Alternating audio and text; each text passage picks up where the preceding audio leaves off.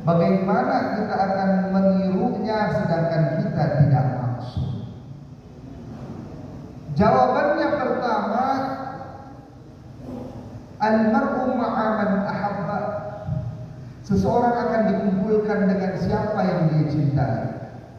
Walaupun kita tidak mungkin bisa mendekati pun sangat sulit, apalagi menyamai dengan para nabi para rasul yang maksum, dijaga dari seluruh dosa.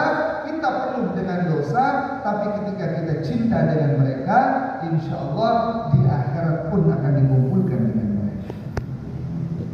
Jadi ketika hadis Rasulullah SAW al-mar'u ma'a man ahabba itu diucapkan, maka para sahabat mengatakan ini hadis kedua yang paling membuat kami bahagia setelah kami masuk Islam yang pertama.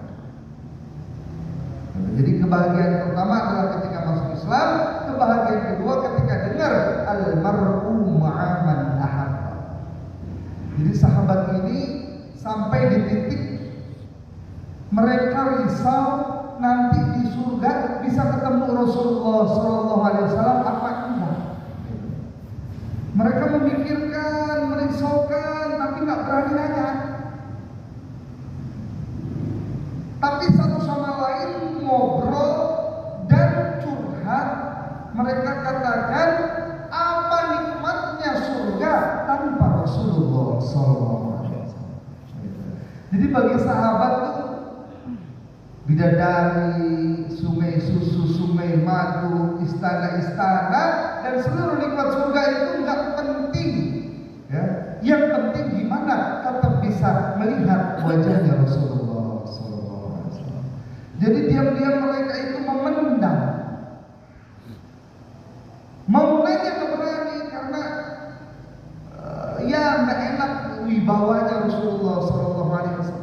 Akhirnya tiba-tiba datang seorang Arabi dan langsung bertanya, bisakah aku bertemu engkau nanti di akhirat, di surga, terus terang tanpa basa-basi? Semua sahabat yang hadir di majelis itu sangat bahagia karena ini pertanyaan yang mau kita tanyain tapi nggak berani.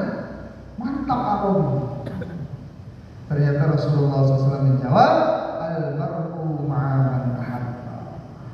Seseorang akan dikumpulkan dengan siapa yang dia cintai. Oh, semua bahagia, semua senang mendengarnya karena sebelumnya sahabat ini kan berpikir kita banyak dosa. Sahabat kan nggak maksud juga, tapi mahfud sahabat itu terjaga dari nggak cepat-cepat tobat. Jadi dosa tapi cepat tobat itu sahabat dikatakan. Kita dosa terus tobat malas. Repot. Nah, sahabat yang kadang-kadang dosa tapi langsung tobat, itu pun sudah berpikir pasti surga jauh dong sama Nabi dan Rasul. Di hadis yang lain dilanjutkan, ternyata setelah Arabi pergi itu sahabat pada bilang sebenarnya kita juga mau nanya ini tapi nggak berani. Kenapa nggak berani? Ya kita tahu diri lah. Engkau pasti akan dikumpulkan dengan para nabi dan rasul. Lah kami siapa? Kami ini pasti jauh derajatnya dari para nabi dan para rasul. Kami umat biasa. Maka kami menjadi sedih karena kenikmatan surga tidak akan sempurna tanpa kehadiran engkau, wahai Rasulullah SAW. Tapi setelah mendengar jawaban engkau tadi kepada Arabi, al-mar'u ma'a man ahabba, kami tenang, kami enggak galau lagi, enggak khawatir lagi, karena cinta kami yang terbesar adalah kepada engkau. Seluruh hati kami terisi cinta kepada engkau. Insya Allah di akhirat pun kami akan berkumpul lagi dengan engkau. Jadi kalau kita ingin dibangkitkan di akhirat dan dikumpulkan di surga dengan orang-orang yang diridhoi oleh Allah Subhanahu wa taala, yang jelas sudah dapat jaminan ya, para nabi dan para rasul jelas tidak pernah punya dosa satupun.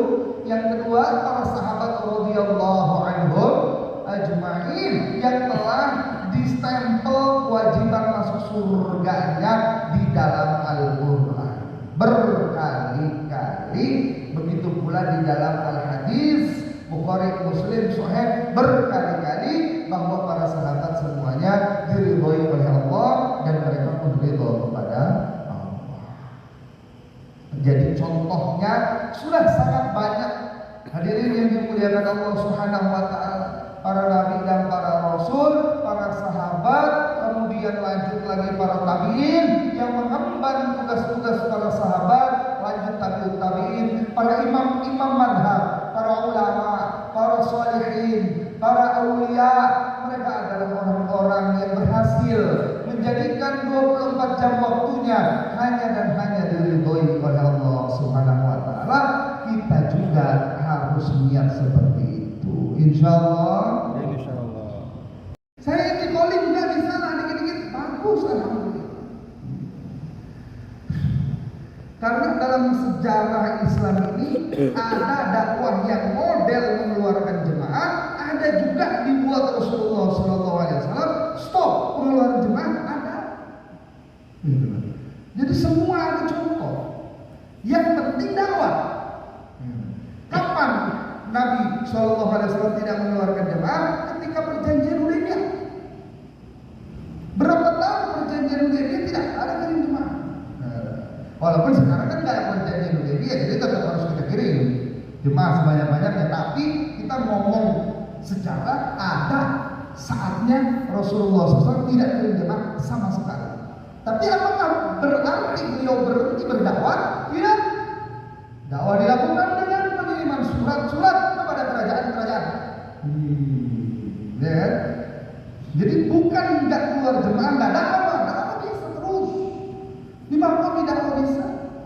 Nabi kirim surat ke Najasyi, ke Heraklius, ke Kaisar, ke semua raja-raja kirim surat itu dakwah. Aslim taslam.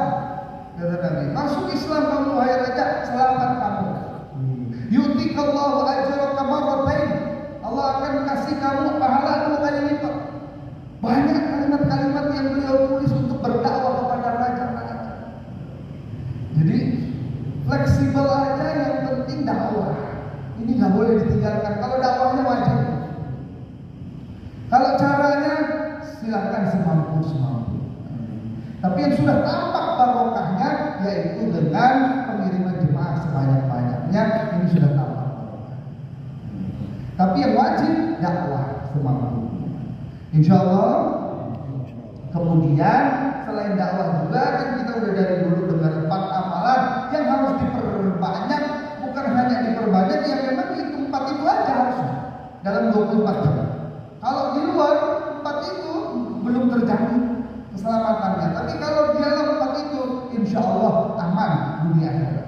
Ya, jadi capek kita dakwah, capeklah istirahat dulu. Apa istirahatnya? Taklim. Capek ngomong, apa? Baca buku. Capek baca maka dengar pengajian, bayar. Jadi tidak ada waktu kita yang sia-sia. Dakwah udah ikut pagi DKI, kemudian dakwah sama tetangga, tadi di kerjaan juga udah, di sawah udah, pulang ke rumah istirahat dulu biar nggak nganggur, langsung masuk kedua taklim. Saya tuh nggak kuat Pak baca lama-lama, nggak ada yang mewajibkan baca. Yang penting ada informasi baru yang kita pelajari 1 hari itu. Nggak ada yang mewajibkan pakai metode yang membaca, nggak ada. Malas baca, ngantuk kalau baca, dengarin rekaman pengajian, bayan, masail, itu semua ilmu untuk kehidupan kita. Ya. Masa kita mau berdakwah tanpa ilmu terus sudah berapa tahun? Harus ada pemasukan ilmiah dalam 1 hari, minimal 1 hadis, minimal 1 nasihat, minimal 1 ayat Al-Quran. Itu harus ada. Minimal 1 hukum agama. Kita ngelamun sendiri di rumah, masih termasuk taklim.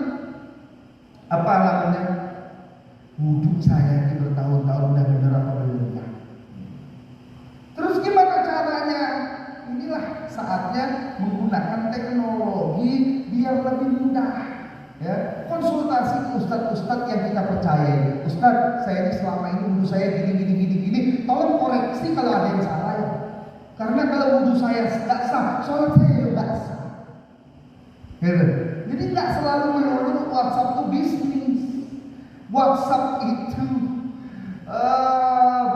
debat malahan nggak jelas. Ya, ataupun yang lain-lain coba jadi pakai sarana belajar. Ya. Dikirim dan balasan sama ustaz itu, oh udah benar, alhamdulillah, senang kan?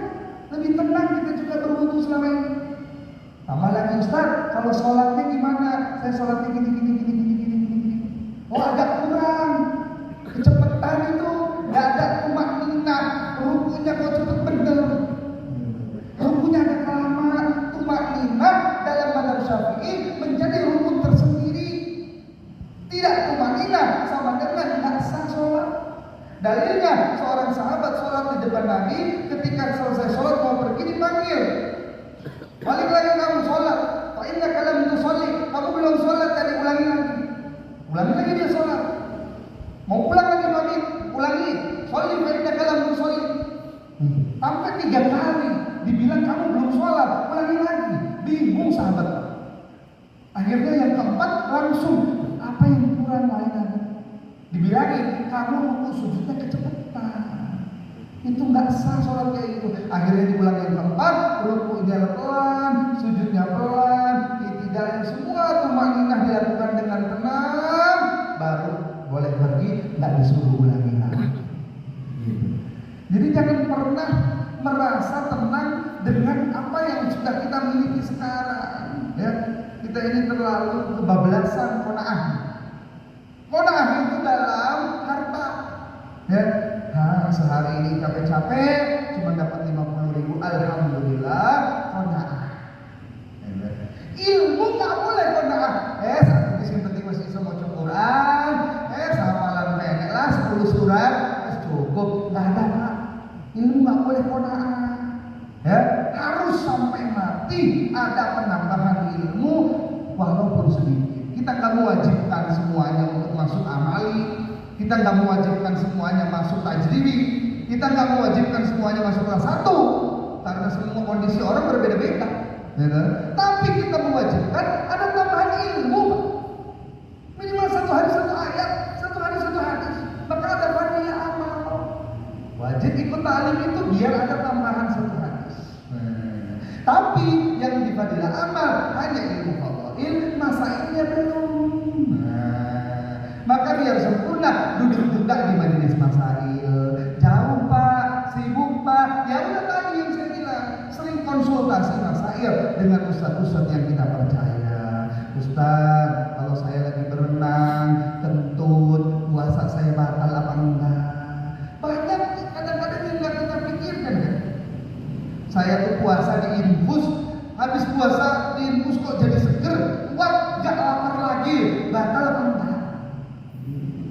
Saya tuh pakai tetes mata, belean, kok rasanya tuh kayak masuk ke tenggorokan,